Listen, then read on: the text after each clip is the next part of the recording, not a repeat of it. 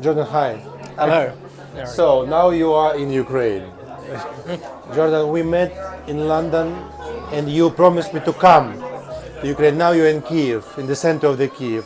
So what is your feeling to come for the first time as a British, as a pro-Ukrainian activist to Ukraine? It's an incredible place to be, and I'm actually honoured by the Ukrainians that I've met here telling me about their stories and just what the British support for Ukraine means to them. And that's one message I really want to take back to London, back to Kent with me. I want to tell people how much that support not only means, but how much it is still needed. You represent actually local community. Yeah? You represent the ordinary people, I would say. Yeah? But I think this is the base for the real support of Ukraine. How the British society, the people in your country perceive what happens now in Ukraine? Is it something personal? Because I saw 100% of your nation, of my nation. So what is the phenomenon of such kind of support? So it is very personal to British people because my home area is Kent.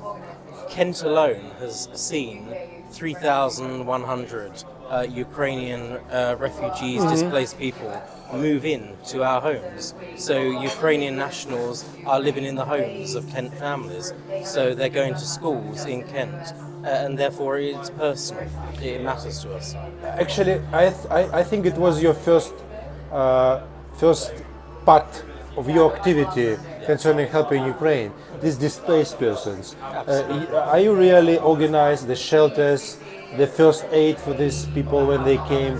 What was the first wave of the displaced persons? So there was a national program called Homes for Ukraine.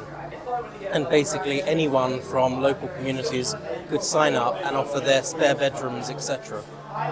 So as a local councillor, I got involved in promoting people to sign up to that scheme. But when the Ukrainian families moved in, I was there to support, to check that the Ukrainian families were happy with the accommodation, that they were being provided with the support, that the Ukrainian children were happy within the schools, and then importantly that they were given mental health support. So integration, adaptation to British society. Absolutely. And then you decided to visit Ukraine, actually. But my question concerned the Great Britain also. The last question concerning the perception of Ukrainians in your country. You contact a lot of politicians, a lot of public opinion leaders, journalists. You know a lot of influencers in your society. How unanimous support of Ukraine?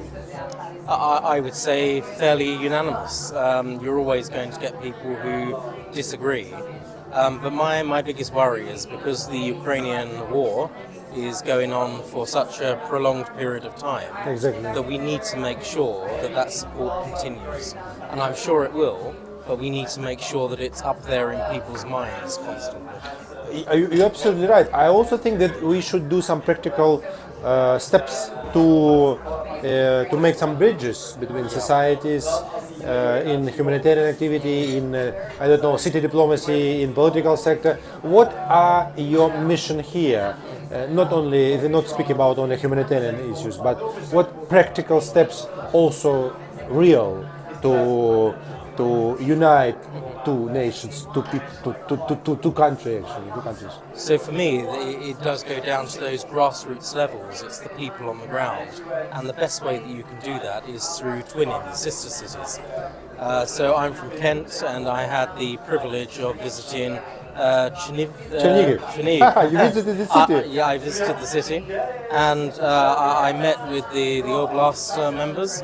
And we're now going to go back to Kent and see if there is an appetite to formalise those relationships. So your visit is not so long, but you came to Kiev, you were in Lviv region, yes? Absolutely. And then to Chernihiv. So you saw the west, the central Ukraine, and the north. Absolutely. So I've been on trains, I've been in the back of vans, I've probably been on every mode of transport in Ukraine. So you felt all the humanitarian absolutely. route, I would say. And I just wish that my trip, instead of being 4 days, was 40 days, because next time, I want to see so much more. I've been looking out of the window on the transport, saying I'd like to stop there, or what's going on there. To make selfie photo, yeah? Absolutely. My last question concerning the future.